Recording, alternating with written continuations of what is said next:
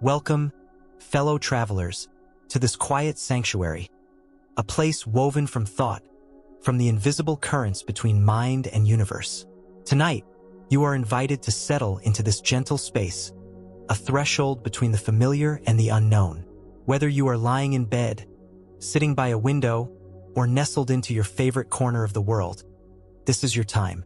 Here, in the hush, you are free from the noise, free from the relentless need to remember, to improve, to keep up. Here, there is only presence, curiosity, and a subtle invitation. Let your mind be both at rest and wide awake. Take a moment, if you wish, to notice your breath, to check in with how you are feeling, to sense the atmosphere around you. You are not expected to do anything, to become anything, or to achieve. This journey is for those who want to feel a little more alive to the mysteries that surround us, to those who sense that reality is deeper and stranger than it seems, and for those who know that the universe within is as vast and wild as the cosmos itself. Isn't it strange, this human experience? We strive for change.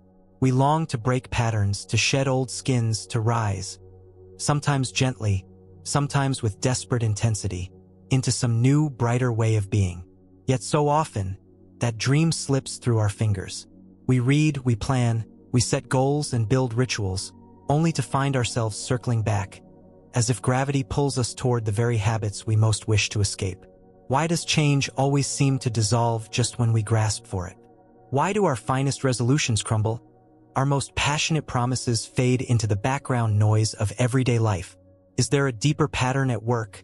Something hidden beneath the surface, looping us back into old scripts no matter how fiercely we try to write new ones?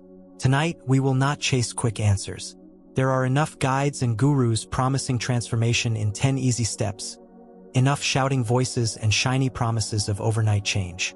Instead, we gather here as explorers, softly, patiently, asking questions that open doors rather than slam them shut. We will invite paradox and contradiction, welcoming those strange little cracks in reality where the old rules falter and the light leaks in. What are we missing, buried deep in the wiring of our minds, that locks us into the infinite loop? Could it be that our efforts to change are secretly rituals of self-sabotage, ancient spells woven so tightly into our thinking that we cannot see the threads? Is it possible that the very act of trying is what sustains the cycle, feeding the pattern with fresh energy each time we seek to break free? Tonight, we do not seek comfort. We seek the rupture, the anomaly, the glitch in the matrix, the secret opening. And once you glimpse it, reality itself may shimmer. Once you see it, you can never unsee it. You may notice, as we begin, a sense of quiet suspense. There will be no easy closure, no immediate resolution. Instead, each chapter will carry you to the edge of what you think you know, and leave you there dangling above the rift. Here, discomfort is the invitation. The mind awakens when it cannot quite make sense of things, when it tastes the unknown. You are free to linger in the questions, to let the puzzles unsettle you just enough to awaken something new. Throughout our time together, we'll touch on the quantum world, on the physics of transformation, on the mysteries that science and philosophy both circle but never quite solve. But this is not a lecture. You are not expected to memorize facts or analyze diagrams. Instead, listen as you would to rain at night, to the gentle hum of a distant star, to the small voice inside that says, "Something here doesn't add up. Something here is trying to be born." Tonight, and in the chapters to come, you are invited to do only one thing: notice.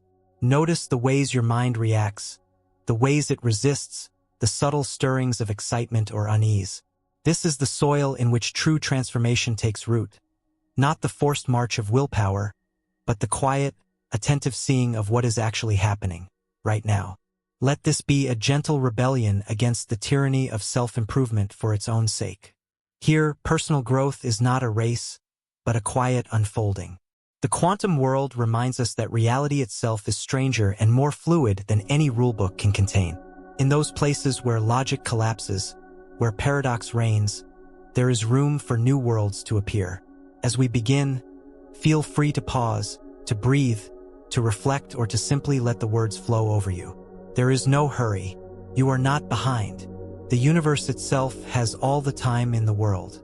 Now, are you ready to look for the rift, the unseen break in the pattern that no amount of force can heal, but which may just open into freedom. Welcome to the series. Stuck in old habits, trigger a quantum phase transition, permanent shift.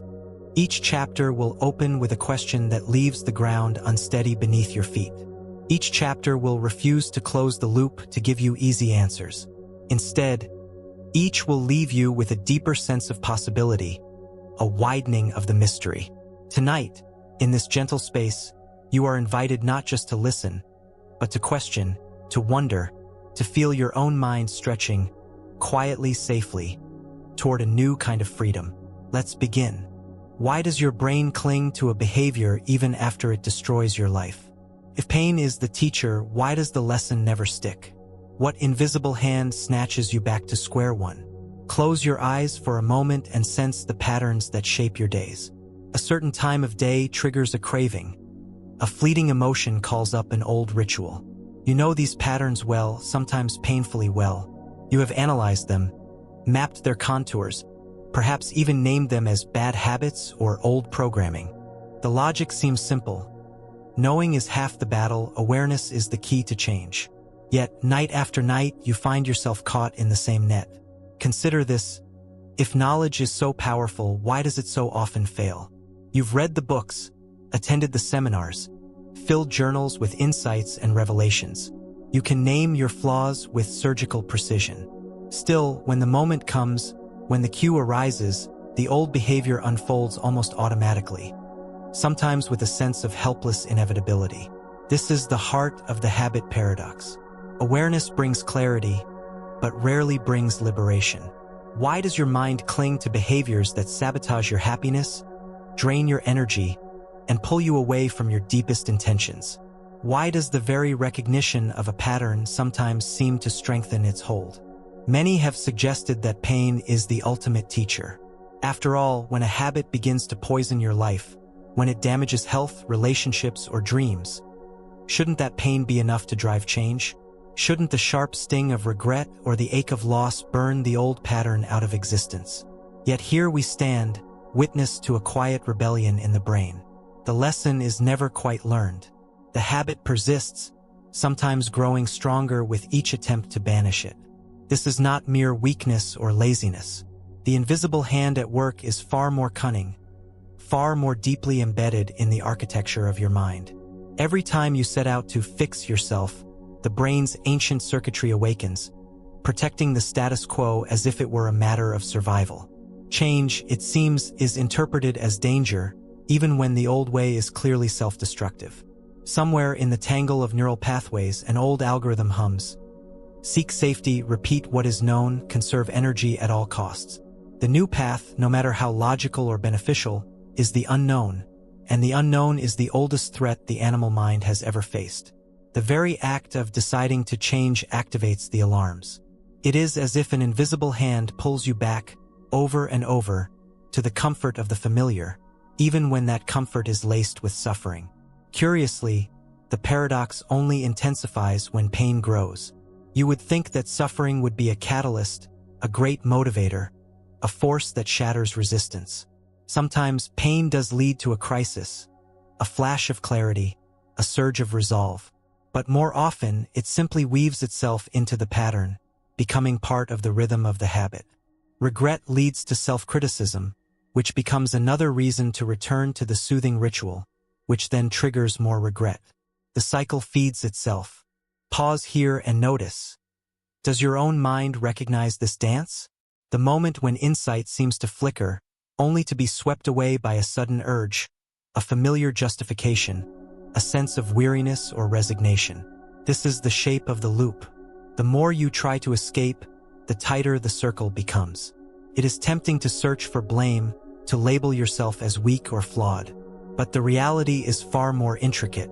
The machinery of habit operates beneath the level of will, beneath the level of thought itself.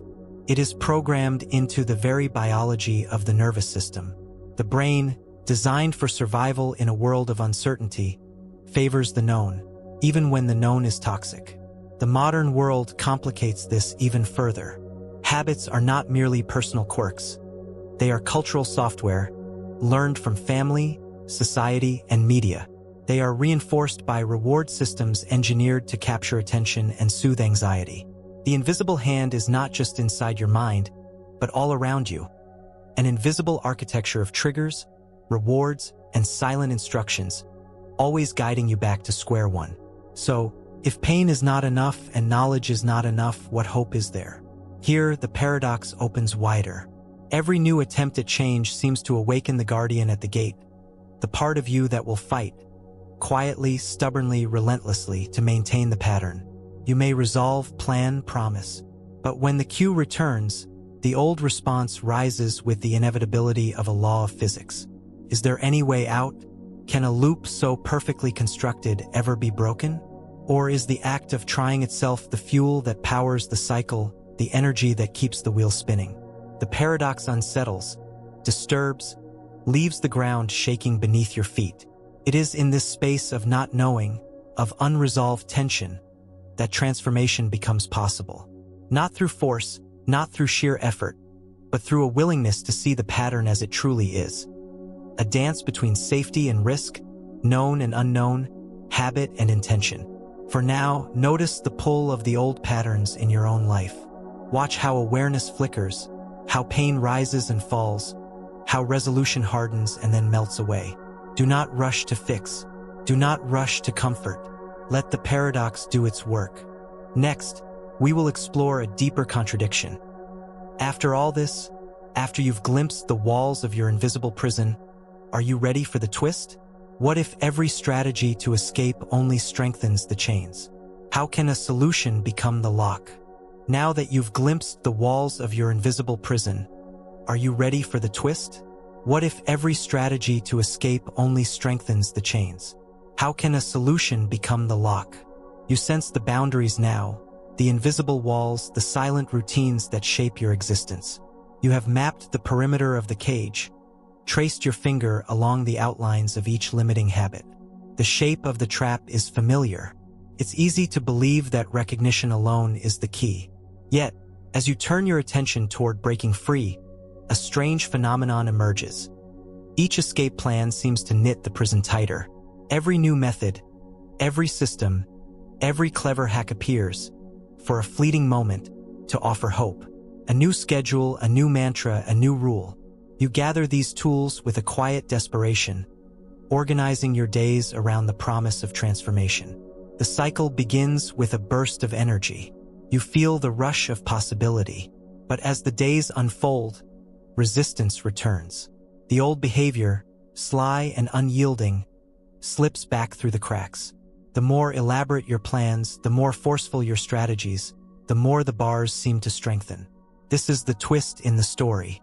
The mind, when confronted with the unknown, defaults to control.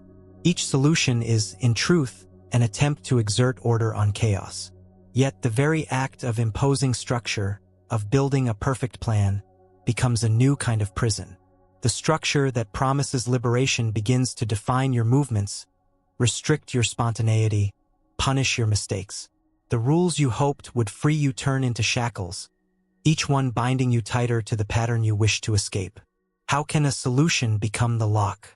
The paradox echoes through the corridors of the mind. When you create an escape route, you reinforce the reality of the prison. The bars become more real, the boundaries more sharply defined. Each failed attempt to break free becomes a new source of evidence. You are stuck. You cannot change. You are destined to repeat. The walls do not crumble. They calcify, growing more intricate and ornate with every failed jailbreak. Even the language of self-improvement begins to feel suspect. Words like breakthrough, overcome, defeat suggest that a battle is taking place. But who exactly is fighting whom? Each plan to conquer a habit becomes a skirmish within the self, a war waged against your own instincts. In the heat of battle, there is no peace, only exhaustion. The mind, fatigued by constant resistance, slips quietly back into old routines, seeking relief from the ceaseless pressure. Consider the ritual of the reset. The Monday promise, the new month's resolution, the vow to begin again. There is a purity in these beginnings, a sense of hope. But soon, the ritual itself becomes part of the pattern. The cycle of resolve, struggle, relapse, regret. The very act of starting over becomes the habit. The escape plan becomes a loop, endlessly repeating, endlessly familiar. You may notice, if you look closely, that even your thoughts about escape become automatic. When confronted with a trigger, the mind reflexively runs through the old solutions. Should I try harder? Should I punish myself more? Should I design a better system? Each question is an echo, reverberating through the chambers of the old prison. The logic is circular. The more you seek to break out, the more you spin within. This is not to say that discipline, structure, or effort are meaningless. But there is a subtle difference between using tools and becoming enslaved by them. When the plan becomes an idol, when the structure becomes more important than the living, breathing human within, you have built a cell more intricate and inescapable than any habit could construct. Why is it that every escape plan seems to strengthen the chains? The answer hides in the deepest algorithms of survival. The mind associates safety with predictability. Change, no matter how necessary, represents a risk. Each new strategy awakens the ancient guardian. Protect the familiar at all costs. The effort to impose change is met with a silent resistance, a tightening of defenses. The more force you apply, the more the system pushes back. Perhaps the most disturbing realization comes when you see that even awareness of this pattern can become a trap. You begin to watch yourself trying to change, analyzing each move, critiquing every misstep. The observer becomes a warden, forever monitoring, forever judging. The prison is not only built of habits, but of the mind's relentless scrutiny, its need to categorize, control, and perfect. Consider, for a moment, the comfort of the cell.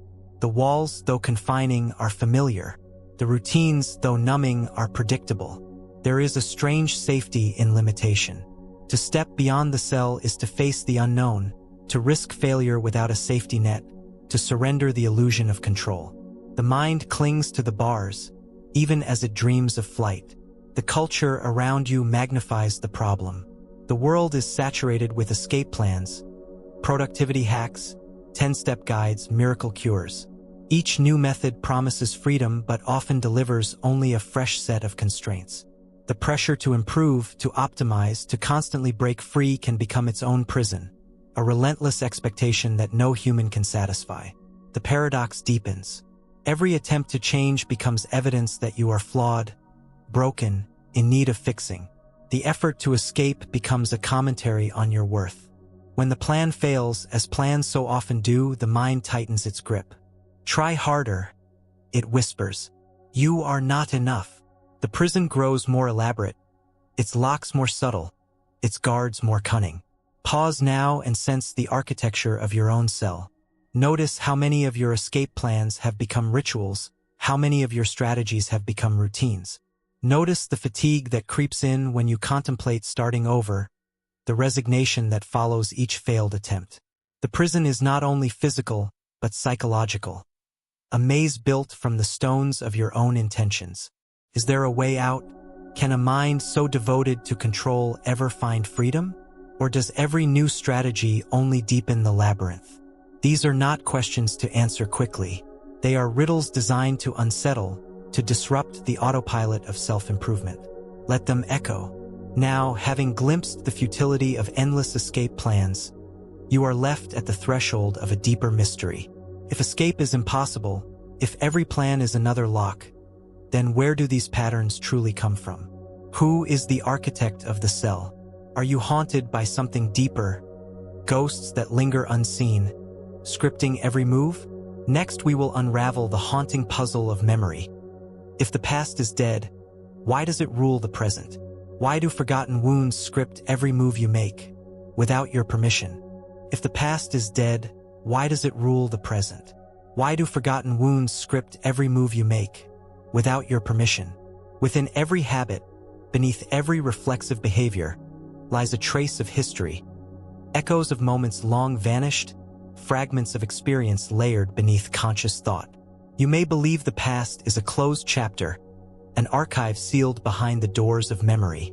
Yet here you stand, governed by ghosts. The present moment, so bright and immediate, is secretly shaped by forces that move in shadow. Each time you act without thinking, each time you reach for comfort or recoil from risk, the past whispers its instructions.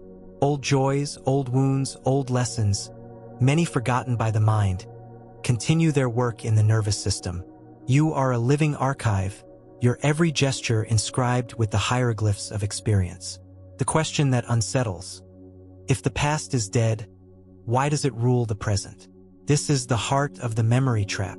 Even memories that never reach awareness, forgotten disappointments, childhood echoes, moments of fear or triumph, have left their mark. The brain is not a clean slate, not a rational machine. It is a cathedral of experience, wired for survival by millions of years of trial and error. Every habit, no matter how stubborn or baffling, was once a solution, a response to a real or imagined threat, a way of finding comfort in a world that did not always offer safety. Consider the paradox. The wounds you cannot recall, the memories that never rise to the surface, may have more power than the stories you tell yourself. An unexplained aversion, a persistent craving, a tendency to sabotage your own progress. These are not random glitches. They are coded responses, written in the language of the past. Yet the logic is relentless. The mind is a pattern-making engine. When pain becomes too great, when loss becomes unbearable, the mind buries the memory. But the behavior remains, circling back, repeating its old script. You may not remember the source of the fear, the shame, the longing, but your nervous system remembers. The body carries the message long after the mind has forgotten.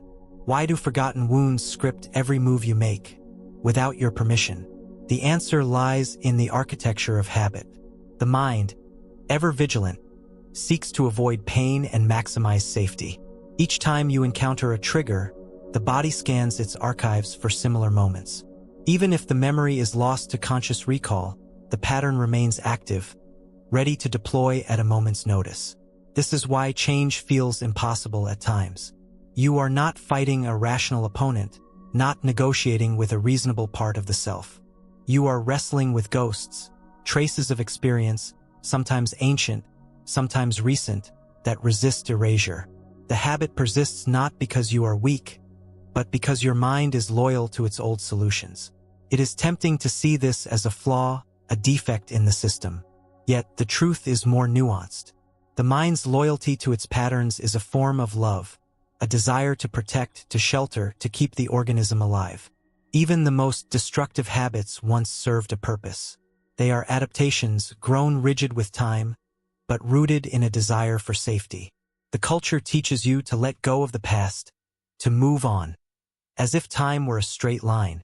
But the architecture of memory is circular. The past loops through the present, weaving old fears and longings into new moments. Even the effort to break free from history can reinforce its grip. When you resist the old memory, you make it stronger. When you flee from old pain, you carry it with you. The paradox deepens. The more you struggle to escape the ghosts, the more they define you. You become the sum of your resistance, the measure of your avoidance. Habits become rituals to keep the past at bay, but the rituals themselves are shaped by the very memories you wish to escape. Pause here and sense the presence of the past in your own life. Notice the patterns that repeat without explanation, the triggers that call up old emotions with startling speed. Notice how certain situations provoke a reaction so swift and automatic that you have no time to choose. These are the footprints of the ghosts, the legacy of wounds and joys that live just below the threshold of awareness. Is there any way to free yourself from this haunting? Can the past be released, or does it always return in disguise? The logic of the memory trap is ruthless. The more you try to erase history, the more it embeds itself in your habits. The ghosts do not yield to force or denial. They thrive on secrecy, on the mind's reluctance to face its own archives. To see the trap is to take the first step toward freedom. Not by fighting the ghosts, not by denying their power, but by acknowledging their presence.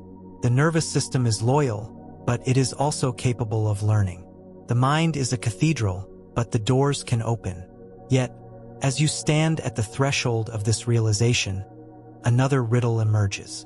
If your habits are puppet by forgotten memories, then who, exactly, is pulling the strings? Who are you when no one is watching, when the memories are silent, when the mind is at rest? Next, we will peel back the mask and ask, is yourself a real driver, or just an avatar for old code? Now you know memories puppet your habits. But who, exactly, are you when no one's looking? Is yourself a real driver, or just an avatar for old code? Pause for a breath, and let your awareness settle into the quiet. Beneath the surface of your routines, beyond the ghosts that haunt your patterns, a new mystery waits.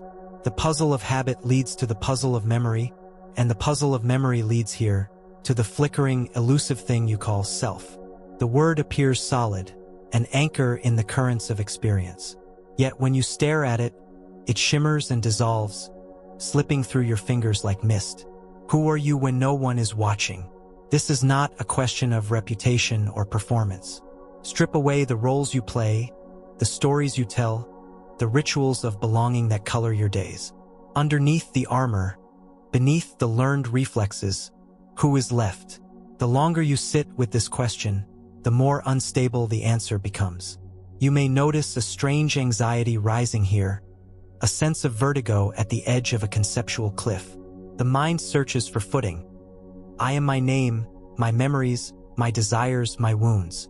But each definition leads to another layer, each explanation collapses into yet another story, woven from the same old code. The self that you defend, explain, and improve is constructed from a library of memories, beliefs, and patterns, many of which were installed before you were even aware. Consider this: if your habits are scripts written by old memories, then the self that claims agency is shaped by the same invisible hands. The narrator in your mind, the one who explains, justifies, and interprets, is not a separate entity standing above the machinery. It is a function of the machinery, a voice woven from the very loops it claims to control. Pause for a moment and watch your own mind watching itself. Notice the internal commentary, the evaluations, the judgments. This running monologue gives the illusion of unity, of a central pilot steering the ship. Yet, under close observation, the monologue flickers and fragments. Thoughts appear and vanish. Feelings surge and subside. Memories surface and recede. The so-called self is a river, not a stone. In quiet moments, you may catch yourself slipping into old behaviors without intending to. The body moves before the mind decides. Words slip out before the narrator can approve them. Reactions surge before logic intervenes. The self seems to lag behind, rationalizing decisions that have already been made, explaining impulses as if they were always intentional. The mind becomes an interpreter, not an architect, a clever storyteller, not a master builder. There is a paradox here that few dare to face. The pursuit of self-knowledge is built on the faith that there is a self to know, a stable, consistent, unchanging observer at the core. But when you look for it directly, all you find are patterns. Thoughts arising and dissolving, feelings swelling and fading, memories colliding, sometimes harmonizing, sometimes warring. The I who witnesses all this is elusive, slippery, and ultimately constructed. If the self is a collection of habits, memories, and scripts, then who, exactly, is responsible for change? The illusion of agency becomes the final defense of the pattern. The system claims credit for every victory, blames itself for every defeat, but always keeps the machinery running. The old code runs quietly in the background, generating thoughts, impulses, and justifications. The narrator takes ownership, but the script remains unchanged. Is this a reason for despair? Or is it a doorway to something stranger? If there is no fixed self, no eternal captain at the helm, then the possibility of transformation becomes radical. The patterns can be observed, questioned, rewritten. The identity you defend so fiercely is not a prison, but a set of open windows. New scripts can be installed. New stories can be told. The old code does not have to run forever. Yet, the realization is unsettling. The mind clings to the comfort of identity, the safety of a known self. To question this is to step into the unknown, to risk a kind of dissolution. Who am I if not my patterns? Who am I if not my stories? The fear of emptiness, of being nothing at all, haunts the edge of this question. Sit with this fear, and you may notice something subtle, a hint of relief, a whisper of freedom. If the self is a process, not a thing, then you are not bound to your old roles, your old wounds, your old desires. The river keeps flowing. The patterns can change. The stories can shift. The mind is not a fortress, but a playground. This is the identity glitch. The self you protect is built on shifting sand, assembled from fragments of memory, habit, and culture. When you stop defending it, when you look directly at its moving parts, you see that change is not only possible, it is inevitable. The machinery can be observed, and what is observed can be transformed. But there is one more contradiction, waiting just beyond the edge of this insight. If identity is flexible, if the self is constructed, then why does motivation sometimes backfire? Why does the act of wanting change so often push you deeper into the old pattern? Is it possible that the more you crave progress, the more you sabotage yourself? Next, we will confront the motivation mirage. If desire fuels progress, why does intense motivation make you sabotage yourself faster? What if more willpower is the poison, not the cure? If desire fuels progress, why does intense motivation make you sabotage yourself faster? What if more willpower is the poison, not the cure? The energy of longing is powerful. A current that courses through your ambitions, your daydreams, your declarations of change. You are taught, almost from birth, to harness this power. Motivation, so the story goes, is the fuel for transformation.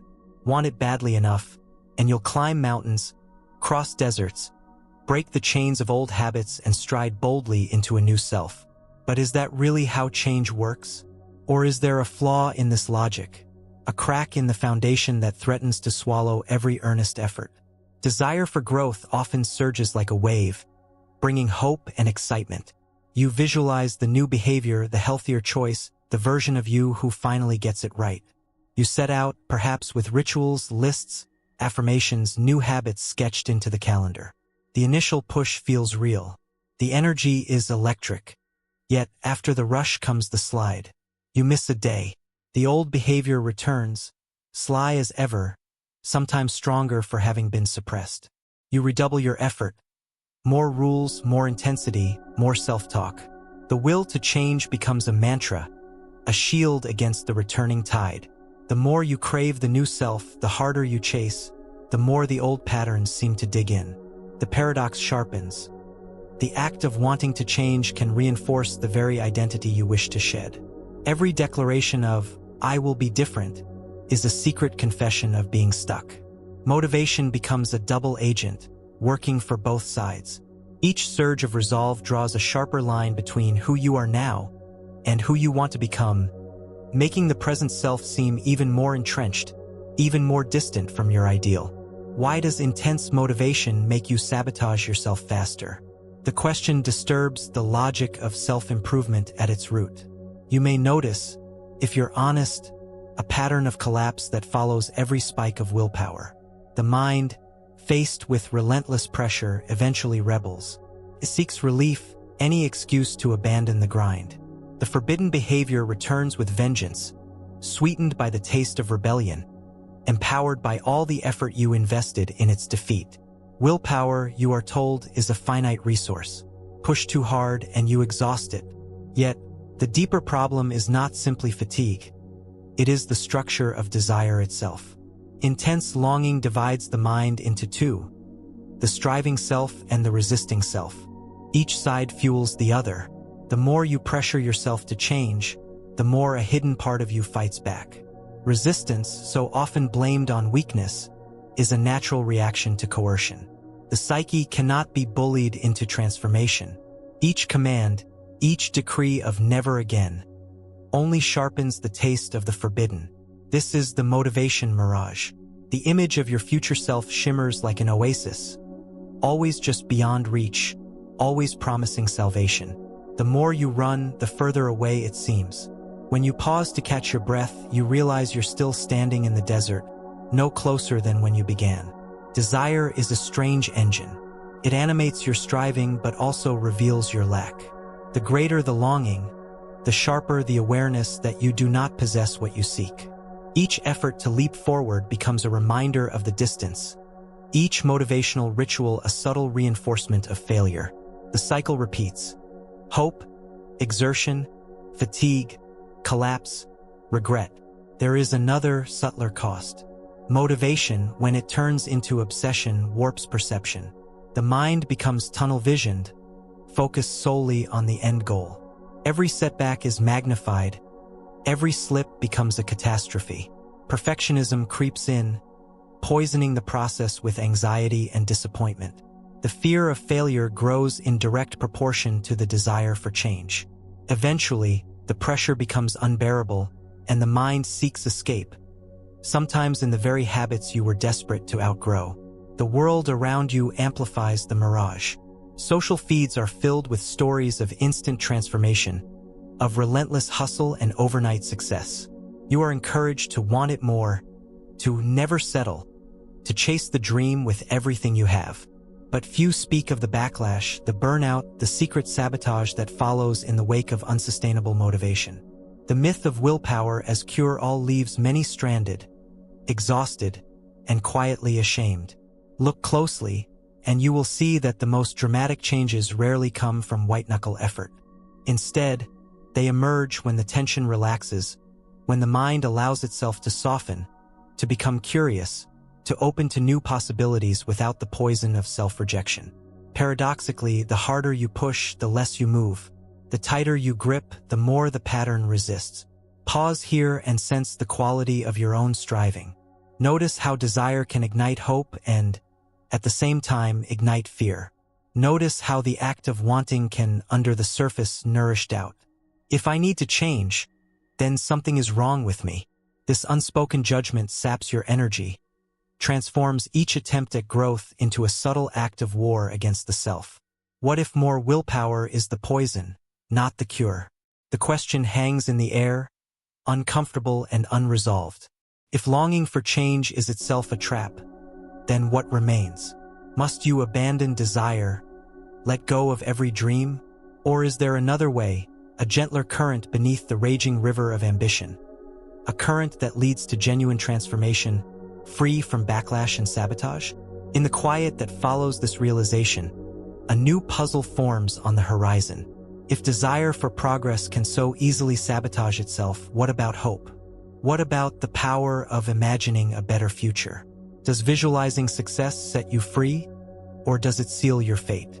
Now that you've seen motivation's dark side, how does visualizing a better future secretly sabotage your present? Why does hope weld your old chains tighter? Now that you've seen motivation's dark side, how does visualizing a better future secretly sabotage your present? Why does hope weld your old chains tighter? You are taught to believe in the redemptive power of vision. Every self-improvement creed, every motivational doctrine, celebrates the act of imagining a brighter tomorrow. They urge you, see it, feel it, become it. The clearer the vision, the closer you are to its arrival. You are told that hope is the antidote to despair, that the mind's eye is the architect of transformation. The world is awash in affirmations, vision boards, and future scripts, all pointing to the gospel of possibility. Yet beneath this doctrine, an undercurrent of doubt. If visualizing a better future is so powerful, why do so many remain locked in the past? Why does the act of hope, in so many lives, become another flavor of paralysis? The paradox lingers. Hope, like motivation, can chain you to the very reality you wish to escape. The mind is an architect, but it is also a guardian. When you construct a perfect vision of your future self, the mind takes note, cataloging every flaw in the present, sharpening every edge of dissatisfaction. The ideal glows with promise, but the distance between now and then grows wider with every daydream. The more vivid the hope, the heavier the burden of not having arrived. Visualizing success can become its own form of suffering. The mind, lost in imagined victory, retreats from the work of this moment. The present, with all its grit and messiness, begins to feel like an obstacle. You may find yourself waiting for life to begin, postponing joy until you fit the picture in your mind. Each glimpse of the ideal is followed by a shadow, an ache for all that you are not. There is another layer to this contradiction. The brain, when exposed to repeated fantasies of success, sometimes mistakes them for reality. Neurologically, imagined triumphs light up similar pathways as real ones. For a moment, the satisfaction feels real, the story is complete. Yet, the actual circumstances remain unchanged. The hunger for progress is briefly sated, and the urgency to act fades. Over time, the ritual of visualization becomes a substitute for transformation, a soothing rehearsal that never quite takes the stage. Hope can become a tranquilizer. It soothes the pain of the present but leaves the patterns intact. Each act of imagining yourself free of old habits quietly confirms their persistence. One day, I will be different is a subtle confession of stasis. The future self is a mirage, beckoning from across the desert, always just out of reach. Each new affirmation is an admission that the change has not yet happened. Why does hope weld your old chains tighter? The answer hides in the machinery of avoidance. Hope, when untethered from the present, becomes a way of escaping discomfort. The mind drifts into fantasy to evade the work, the awkwardness, the uncertainty of real change. The present is full of friction. The future is frictionless. The act of imagining, repeated often enough, becomes more comforting than the risks of true action. Cultural myths amplify this distortion. The world loves stories of overnight metamorphosis, of sudden leaps and dramatic awakenings. The allure of someday is seductive, promising salvation just over the horizon. Yet, these stories rarely mention the years of struggle, the failures, the slow and halting progress. The myth of the quantum leap becomes a form of anesthesia, dulling the sharp edge of reality. There is a deeper cost. The more you invest in hope, the less tolerance you have for setbacks. The mind clings to the fantasy, resists any evidence that contradicts it. When the future fails to arrive on schedule, disappointment blooms into self-blame, cynicism, despair. Each unmet expectation becomes a mark against the self, a tally of inadequacy. The chains tighten. The dream begins to suffocate. In the quiet moments, you may sense the anxiety that hope can bring, the fear that you will never become the person you envision, the dread of missing out, of running out of time. Hope, in this form, becomes a tormentor, holding your worth hostage to a future that never quite materializes. Pause and look closely at the machinery of your own hope.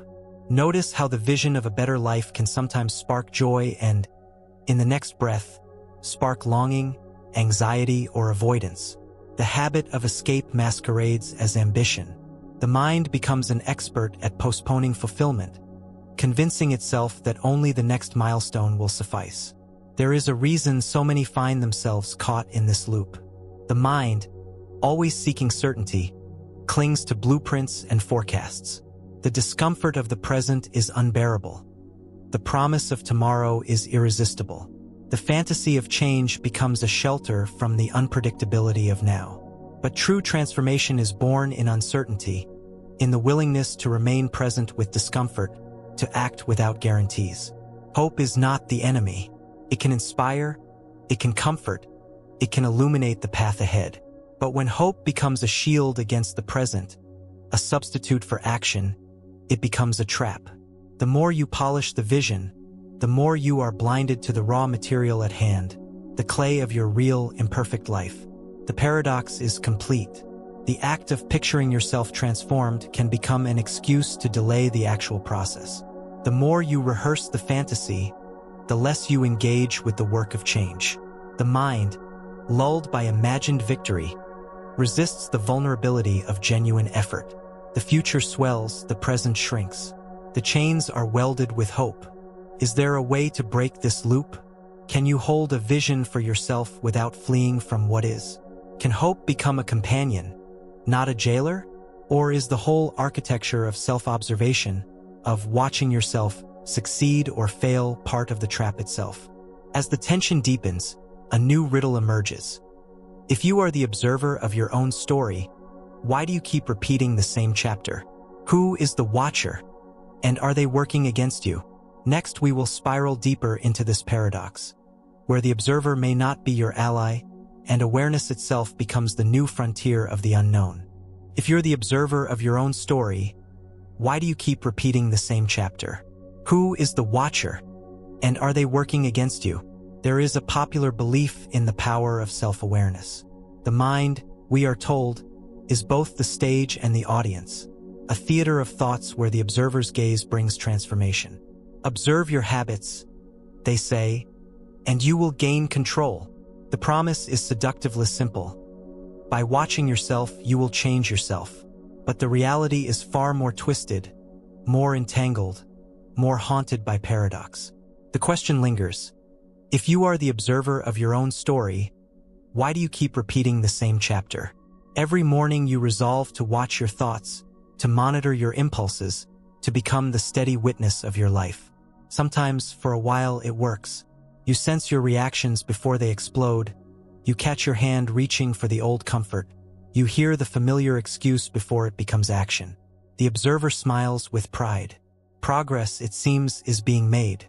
Then the wheel turns. Despite all vigilance, the old chapter repeats. The habit, previously tamed, returns. The observer, once so wise, so composed, becomes a judge, a critic, a warden. The disappointment cuts deeper because you saw it coming. You watched the whole thing unfold, powerless to intervene.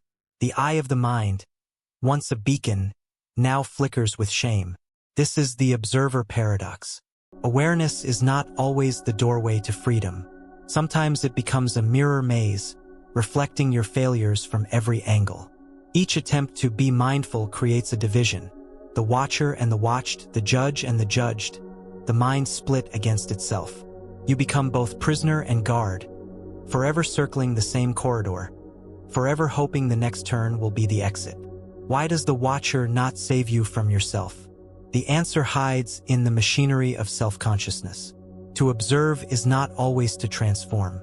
The mind's gaze, when turned inward, can freeze behavior in place rather than melt it into something new. The observer catalogs, critiques, analyzes, but rarely creates. The act of watching becomes its own habit, a ritual of self-surveillance that replaces real change with endless commentary. There is a hidden danger in this split. The more you cultivate the inner observer, the more you risk dissociation, a quiet drifting away from your own life. The watcher stands above the action, narrating, evaluating, but not participating. You may notice a subtle numbness, a sense of distance from your own experience. The observer becomes a spectator at the window, powerless to affect the scene. This split can even turn sinister.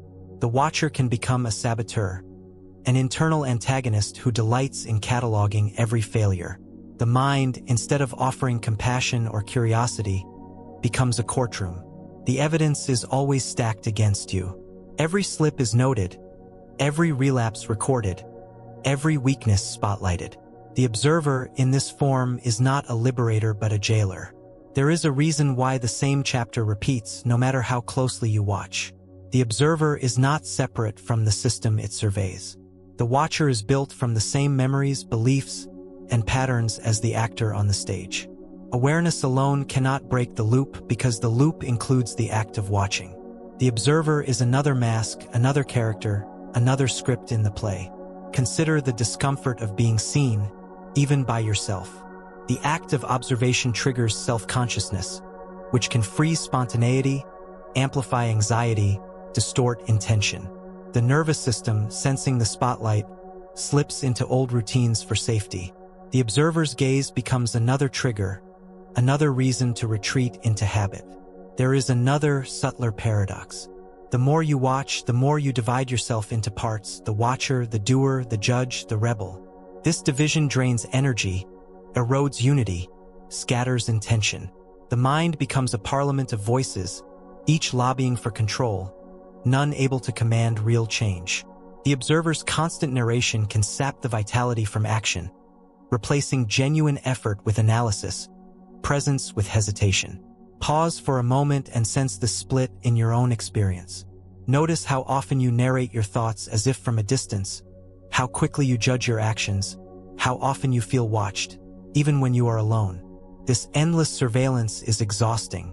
It leaves little room for grace, for surprise, for growth that feels organic and unforced.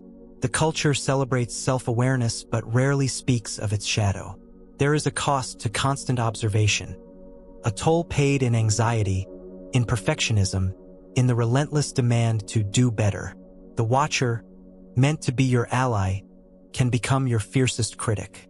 The mind, meant to be your sanctuary, becomes a courtroom where every act is on trial. If the observer is not the answer, what remains? If watching yourself does not guarantee freedom, then what does? Is it possible that the very attempt to monitor, to control, to dissect, is part of the machinery you wish to escape? The paradox sharpens. The tools of self-improvement can quietly become the obstacles. Look closely, and you may sense the fatigue that comes from endless self-surveillance. The longing for relief, for a way to live that does not require constant vigilance.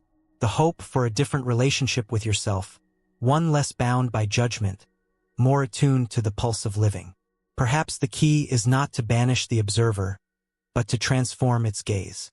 From judge to companion, from warden to witness, to shift from cold analysis to warm attention, from criticism to curiosity. This shift is subtle, almost invisible, but it changes everything. The observer does not disappear, but its role becomes supportive, not punitive. The mind becomes less a courtroom and more a garden, less a fortress and more a field. Yet even this is not the end of the paradox. The watcher, transformed or not, cannot fully control the machinery of habit. The deeper currents run beneath awareness, beneath intention, beneath even the kindest gaze. At some point, the very act of trying to manage, to orchestrate, to command, must be released. The grip must loosen, the controls surrendered. The next question pulses with unease. You've chased control all your life. What if every grip, every command is what triggers chaos? Why does surrender feel like death, but lead to rebirth? Next, we will step into the heart of collapse, where letting go may become the only way out, and where everything you thought you knew about change begins to unravel. You've chased control all your life. What if every grip, every command is what triggers chaos?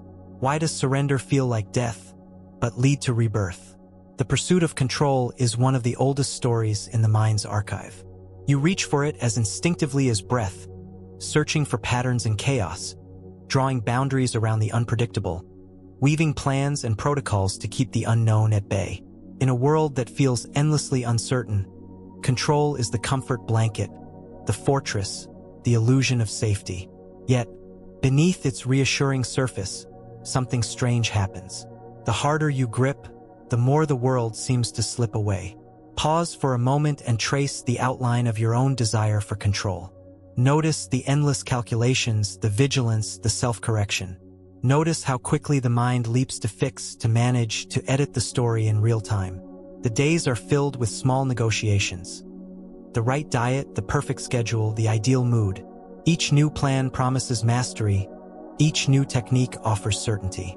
Yet, inevitably, cracks appear. Life does not comply. The unexpected arrives. And then, the paradox. The more you clamp down, the more unpredictable the system becomes. The tighter the grip, the wilder the rebellion. The very strategies meant to secure your freedom end up breeding frustration, anxiety, even chaos. This is the collapse of control. Why does surrender feel like death, but lead to rebirth? The answer is tangled in the very architecture of your nervous system. Control, for the ancient brain, equals survival. To let go, to relinquish command, is to court annihilation. The old mind whispers, if I loosen my grip, everything will fall apart. If I stop monitoring, the world will devour me. Surrender is unthinkable. Better the illusion of mastery than the reality of vulnerability. Yet, if you look closer, you'll see that the collapse of control is not the end, but a beginning. When plans fail and the old strategies crumble, something unguarded emerges, a raw, honest encounter with what is. The collapse is a rupture in the story, an opening in the wall, a shock that interrupts autopilot and forces the system to adapt. There is an ancient rhythm to this cycle. Control leads to rigidity. Rigidity leads to stress. Stress eventually breaks the system. In the aftermath, new growth appears. This is not just psychology, it is biology, physics, the universal law of systems. The most resilient organisms are not those that control every variable, but those that bend, yield, absorb shocks, and reorganize after disruption. The wisdom of the body is often at odds with the tyranny of the mind. Consider the relief that sometimes comes after exhaustion. You try everything, every tactic, every intervention, every self-imposed rule until finally you collapse. In that collapse, the war ends. There is no more energy to resist, to strategize, to judge. And suddenly, without warning, space opens. There is nothing left to defend. The mind, deprived of its endless assignments, quiets. The body exhales. For a moment, you simply exist. This is the paradox of surrender. The death you fear is the death of your strategies, your scripts, your belief in control as the answer. What remains is aliveness, raw, unscripted, a little terrifying in its unpredictability, but honest in a way that control never could be. Out of collapse comes possibility. Out of letting go comes the freedom to move in new ways. The world is full of metaphors for this process.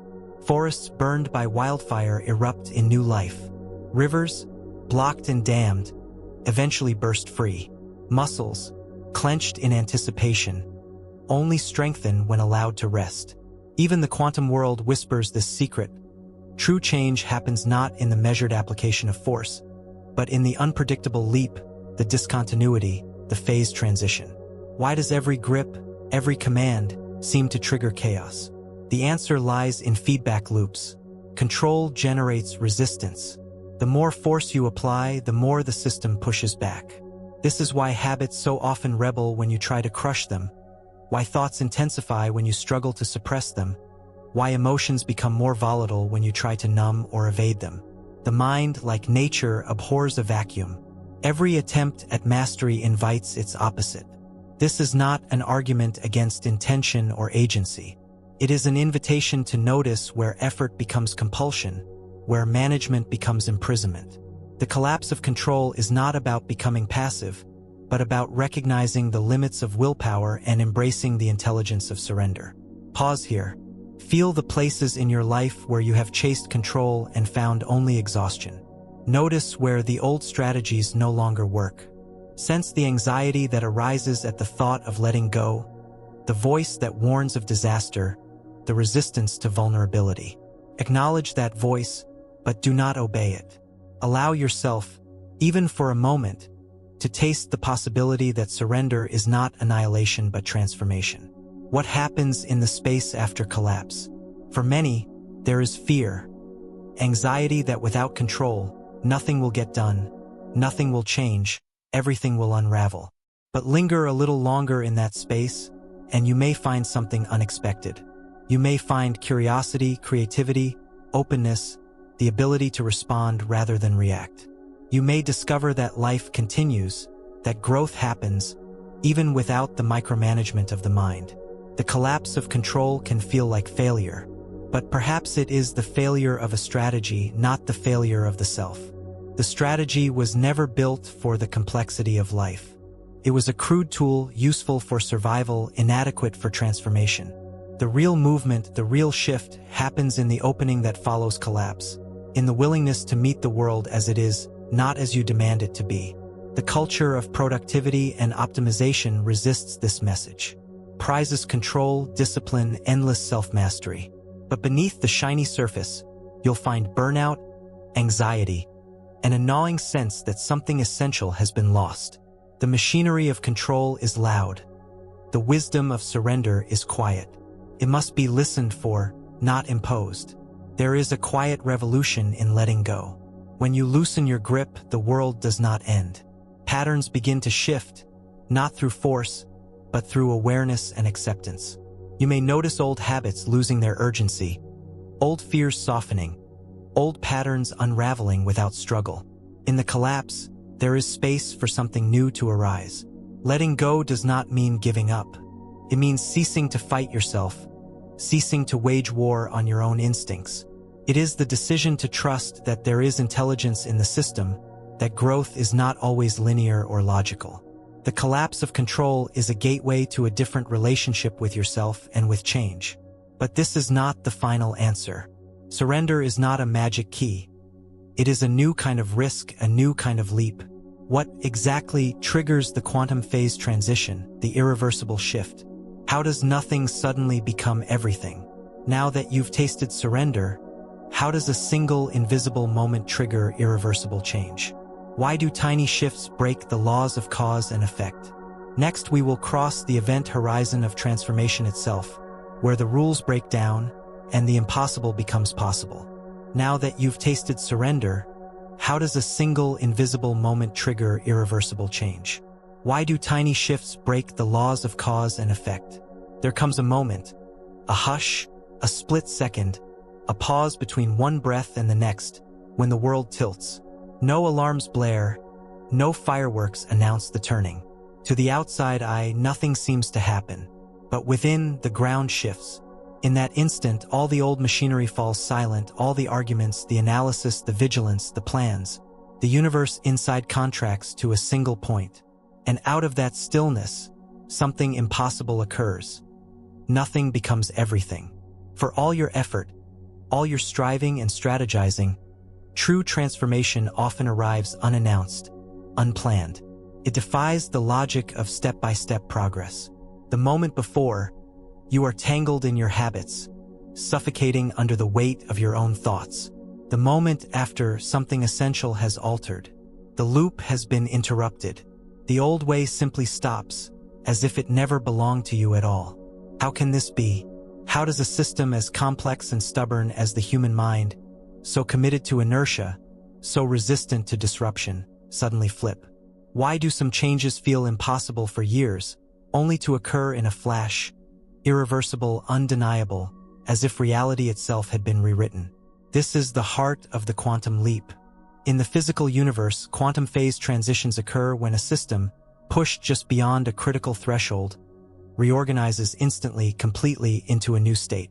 Water turns to steam. Iron becomes magnetized. The change is not gradual, not incremental.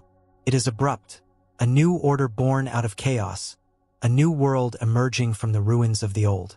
The mind, it seems, is no different. You may toil for months, even years, circling the same problem, wrestling the same habit. Progress is slow, frustrating, riddled with setbacks.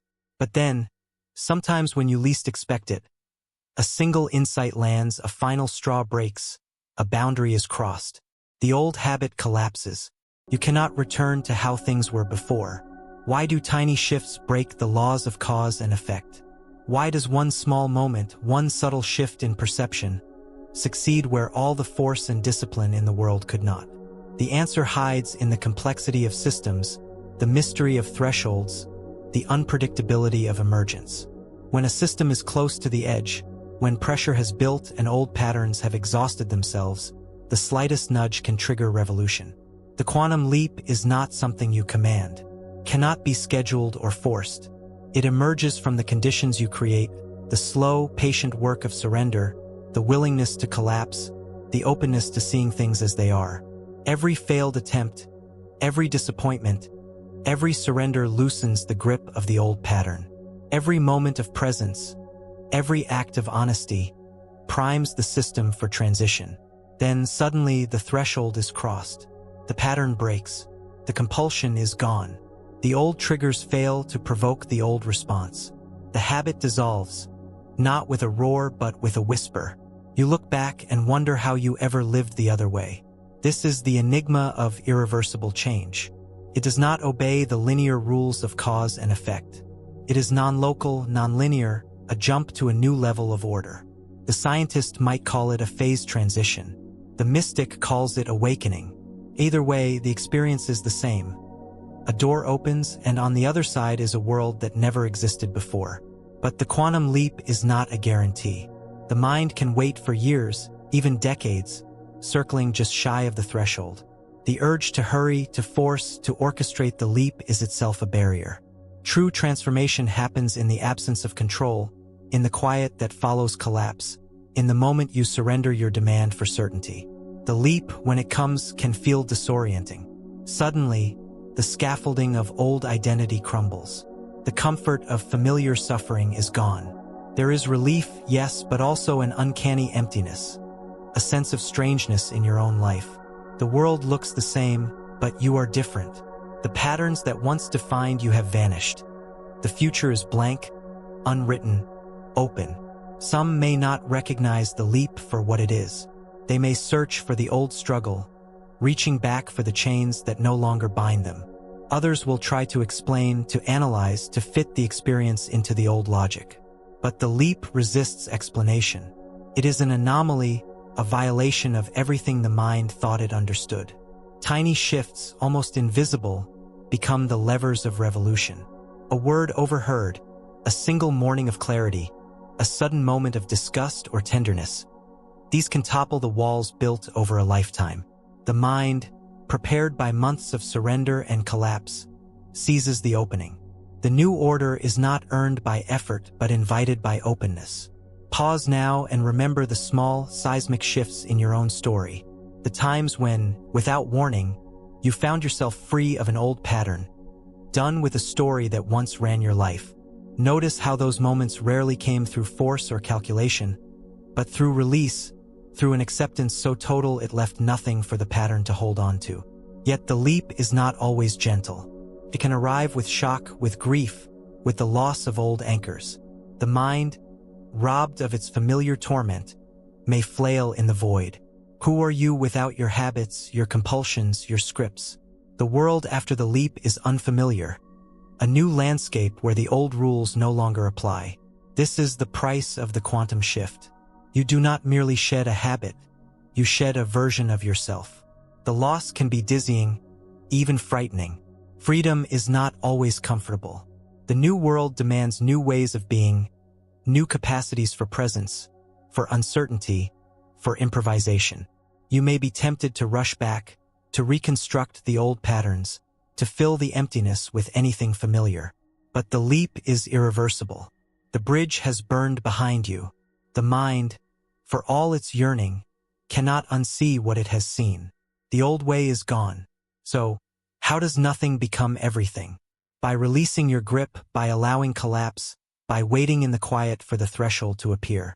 By trusting that the smallest shift, the most ordinary moment, may be the catalyst for a new world. Yet the leap, for all its mystery and wonder, brings with it a new question. If transformation is possible, why does the new reality feel like a haunting, not a homecoming? Why does your old life echo from the shadows, tempting you back? Now, after the leap, we will explore the echoes from the other side, the strange, unsettling aftermath of irreversible change, where the past is never entirely silent and the new world is never quite what you expected. If transformation is possible, why does the new reality feel like a haunting, not a homecoming? Why does your old life echo from the shadows, tempting you back? You cross the threshold. The pattern that once gripped you, the habit, the compulsion, the endless replay, crumbles and falls away. There is no thunderclap, no cheering crowd. The quantum leap comes quietly, a breath caught in the chest, a silence so profound it feels sacred. For a moment, you expect elation.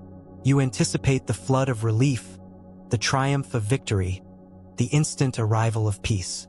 Instead, the air hangs heavy. The world feels strangely muted, suspended between realities. Your skin is not quite your own.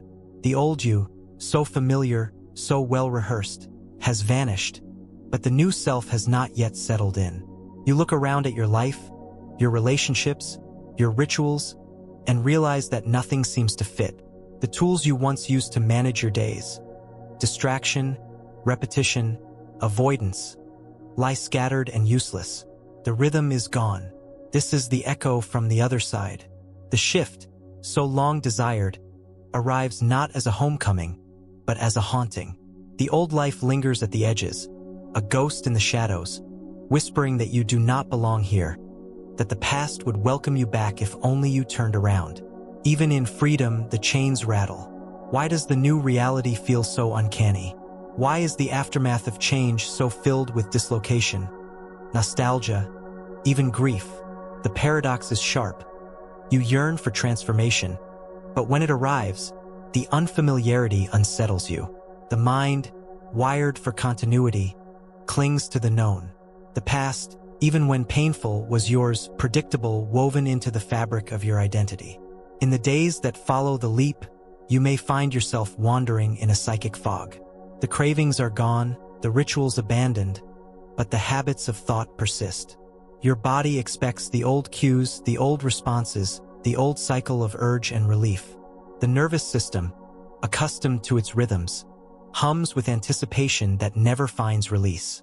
The silence left by the vanished pattern can be deafening. Some describe this space as exile. You are no longer who you were, but not yet who you will be. The world seems to move on as before, but you walk through it as a stranger. Joy is possible, even frequent, but it is tinged with the ache of something lost. This is the price of true transformation, the grief for the self that will never return. Yet, in the shadows, the old life calls. It remembers every pressure point, every weakness. The urge to revisit familiar suffering can be overwhelming. You pass an old haunt, hear a familiar song, encounter a face from your past, and suddenly, the gravity returns. Memory floods in, full of warmth and longing, urging you to rebuild the walls you worked so hard to escape. The comfort of old pain is real, and in the strangeness of the new world, it beckons. Why is the past so persistent? The answer lies in the architecture of the nervous system. Patterns, once established, do not vanish in a single leap. The mind, for all its plasticity, seeks efficiency and order. When deprived of old scripts, it flails, searches, improvises. The urge to revert is not a failure, but a natural consequence of adaptation. Even as you step forward, echoes pull at your heels. Transformation, you discover, is not a destination but a process, a slow, uncertain acclimatization to a new climate of being. The first days are bright with possibility, but shadowed by the urge to look back.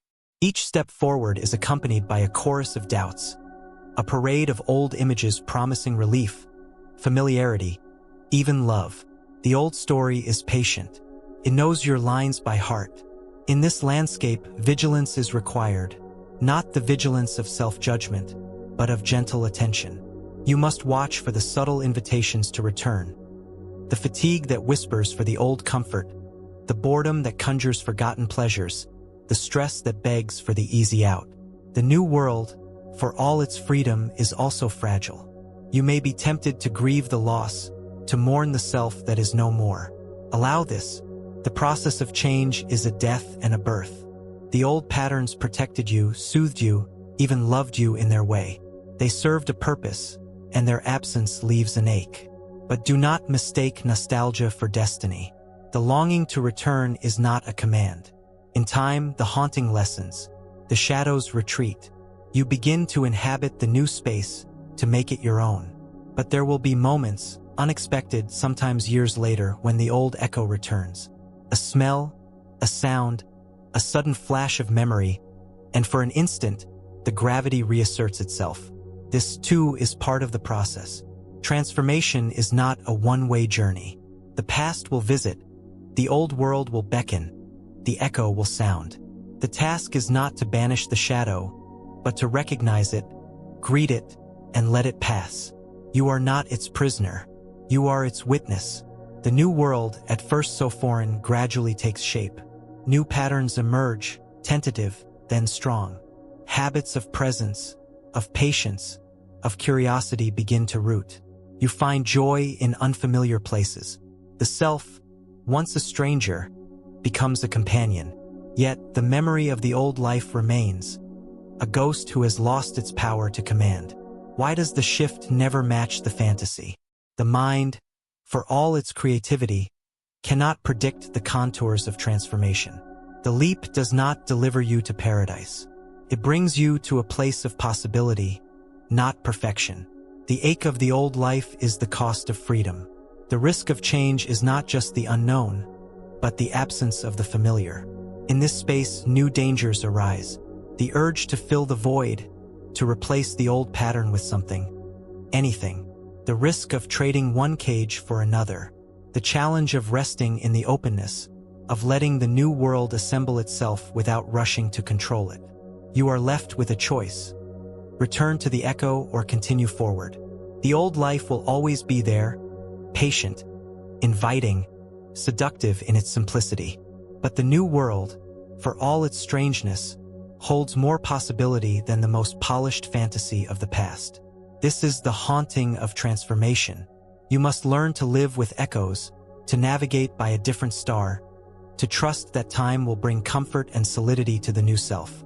The longing to return is not a flaw, it is a sign of how deeply the pattern shaped you. But freedom, once tasted, can never be forgotten. As you walk this new landscape, a more unsettling paradox begins to emerge. Now you've crossed the threshold. Why does the price of change feel like annihilation?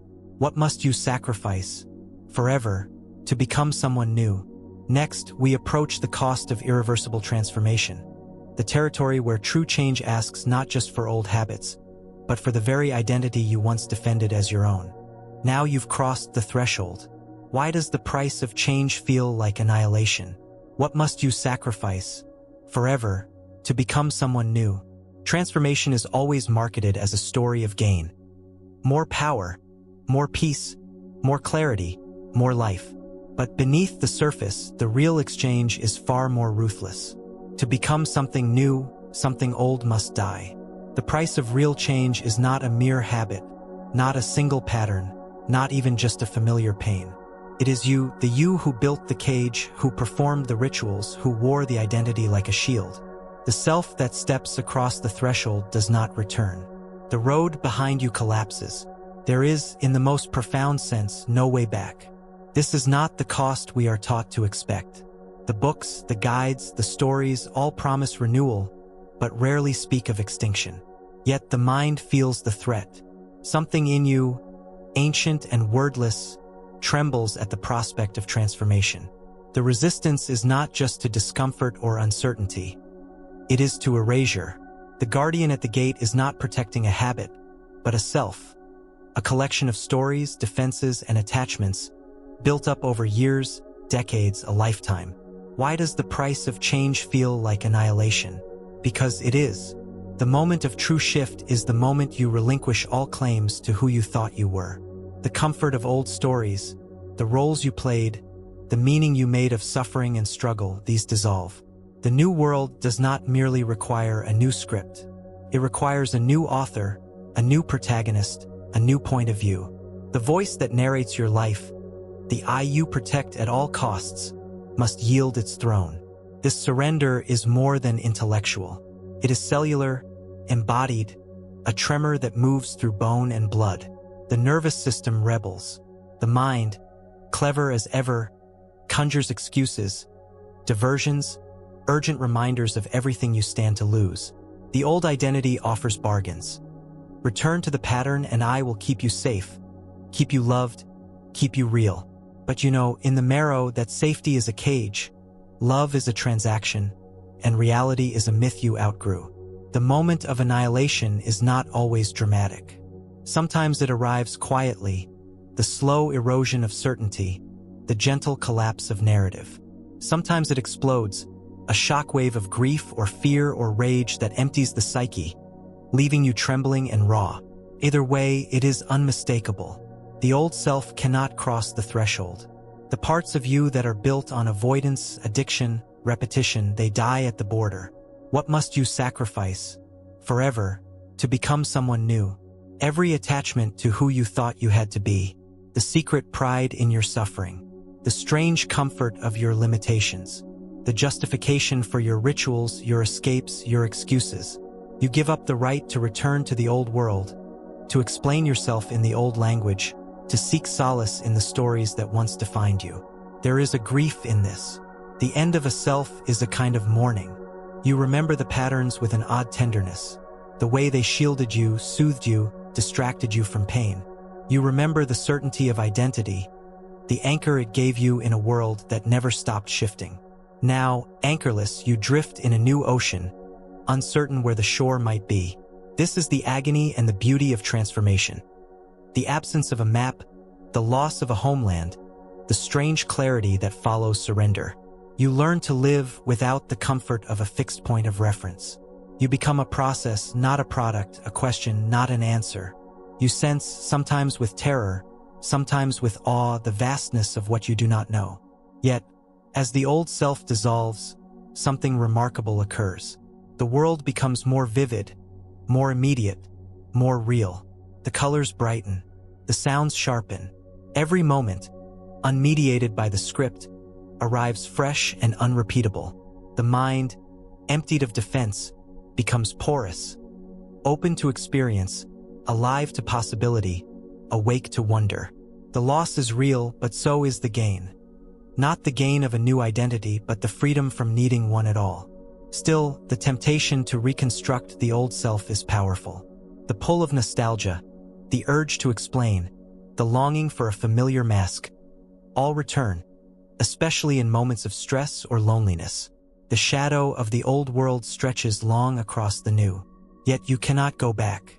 The self that would have returned is gone. The rituals, the compulsions, the bargains, they no longer fit, no longer comfort, no longer offer shelter. In this new territory, you face the risk of annihilation again and again. Each layer of defense that crumbles, each story that collapses, reveals another, deeper structure to be questioned, released, surrendered. The process is recursive, a spiral that never truly ends. There is no final state, no last word, no ultimate self to arrive at. The journey is not toward an identity, but away from it. This is what it means to become someone new. Not the acquisition of traits, but the loss of all claims. Not the perfecting of character, but the stripping away of everything inessential. What remains is presence, aliveness, a mind uncluttered by self-justification or self-judgment. You live not as an identity, but as an event, a happening in the universe, unrepeatable and free. The world, for its part, may not understand. Friends, family, even strangers may try to draw you back into the old narrative. They remember who you were, not who you have become. Their comfort is with the familiar, not the strange. You must resist the urge to defend or explain. Your life is not a debate, not a performance, not a series of roles to be played for approval. You will grieve the loss of belonging. You will mourn the ease of fitting in. But you will also find, hidden in the loneliness, a new kind of connection. A kinship with others who have crossed their own thresholds, who recognize the look of freedom in your eyes, who speak a language beyond words. And so, the question remains, how do you live now that there is no way back? How do you navigate a world that insists on identities, roles, and scripts when you have tasted the freedom of unknowing? The cost of change is the end of you, but the gift is the beginning of life itself, untamed, unscripted, luminous. This is not the end of the journey. It is the edge of a new mystery. Now that you know the final cost, the final paradox. How do you live as a quantum anomaly in a world built for the old you? What happens after the leap when there's no map and no way back? Next, we arrive at the new physics of self. The riddle of surviving your own evolution, of living without a story, of dancing on the edge of the unknown. Now that you know the final cost, the final paradox. How do you live as a quantum anomaly in a world built for the old you? What happens after the leap when there's no map and no way back? You stand in the open field, the ruins of your former world behind you. The leap has been made, the identity dissolved, the old rituals swept away by a force you could neither predict nor resist. But what now? The mind searches for orientation, for a chart or a compass, but the familiar signposts have vanished. You have become something unthinkable, a quantum anomaly in a reality calibrated for continuity, not rupture. The rules that shaped your former life no longer apply. The paradox that once drove you is now the air you breathe. This is the new physics of self, uncertain, discontinuous, strange. You are not a fixed point, not an identity anchored in the past, but a wave, a happening, a flicker of consciousness unbound by expectation. Yet the world around you clings to the old mathematics. It demands stories, definitions, explanations. It wants you to play by the rules, to answer the old questions. Who are you? What do you do? Where do you belong? But you no longer have an answer, not one that fits in the old boxes. You sense the absurdity of the game, the futility of labels. Your life is not a character arc, but a cloud of possibility, always in motion, never quite collapsing into a single role. To the world, this is heresy. To you, it is liberation and sometimes loneliness. How do you survive your own evolution? You move through the world as a stranger, a glitch, a riddle that cannot be solved. Old acquaintances search your face for familiar scripts, but find only the shimmer of something unnameable.